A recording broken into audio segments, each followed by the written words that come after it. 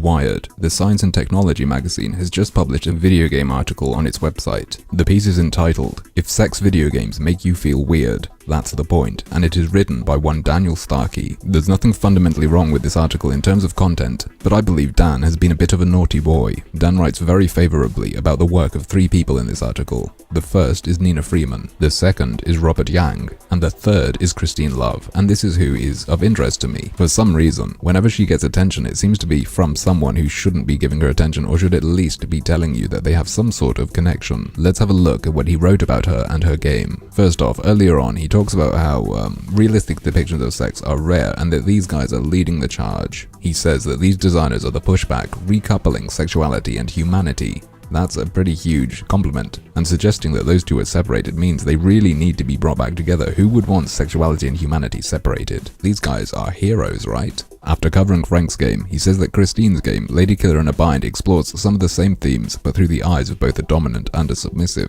Wow, that's really interesting. It's got even more than his game. He's obviously talked to her about game design, because there's a quote from her about it. Of course, there's absolutely nothing wrong with that. You'd expect that. What I'm curious about is when he talked to her. Perhaps it's when they arranged to catch up with one another at the GDC, and he agreed to provide feedback on her unfinished game, presumably to help her make it better. And now he's writing about it, with not even the tiniest note about this connection. The heralding of these games and developers as the ones to reconnect humanity and sexuality loses a bit of weight when you know the guy writing it had a hand in one of them, doesn't it? Maybe that's exactly why he didn't say anything. Maybe if he showed some professionalism, he'd get less love hearts from this person he's covering. It's certainly an interesting article, but as knowing that these two appear to have a relationship beyond the professional, and knowing that he seemed to have provided feedback to help improve one of the games he's writing about, affect the way it comes across to you, because knowing this information certainly changes its appearance to me. To me, it looks like a sneaky promotion for a friend. If this had been disclosed in the slightest, I would have dismissed his opinion on Christine Love's game,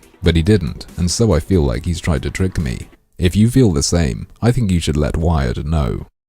But, as usual, that's just another one of my harmful opinions.